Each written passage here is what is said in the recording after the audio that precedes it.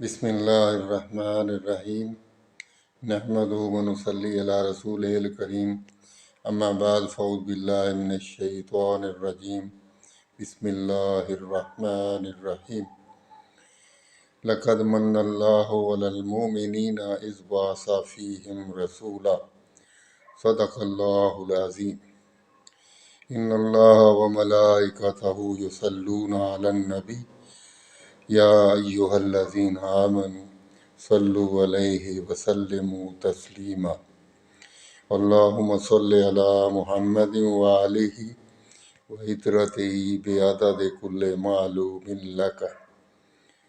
حضرات گرامی، میں نے آپ کے سامنے قرآن پاک کی ایک آیت کریمہ پڑھی ہے جس کا مطلب ہے بے شک میں نے مومنوں پر بہت بڑا احسان کیا کہ انہیں اپنے حبیب کی امت میں سے پیدا فرمایا۔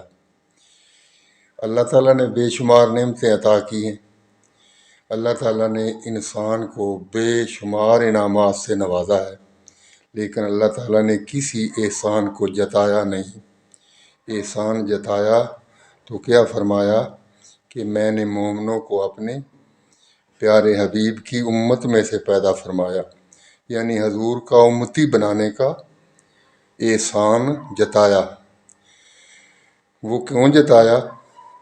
کیونکہ واقعی حضور اکرم صلی اللہ علیہ وسلم آخر الزمان نبی ہے، بہت بڑی شان والے نبی ہیں، شافع محشر ہیں۔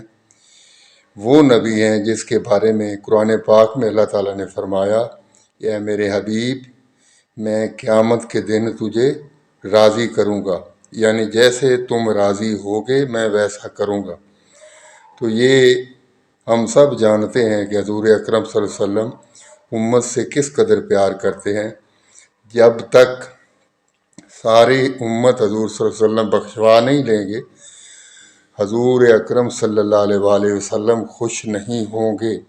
جب تک ان کا ایک امتی بھی دوزخ میں رہے گا، حضور اکرم صلی اللہ علیہ وسلم اس وقت تک خوش نہیں ہوں گے۔ اور اللہ تعالیٰ نے وعدہ کیا ہے کہ میں تمہیں خوش کروں گا۔ اس کا مطلب ہے کہ واقعی اللہ تعالیٰ کے پیارے حبیب ہیں جن کو اللہ تعالیٰ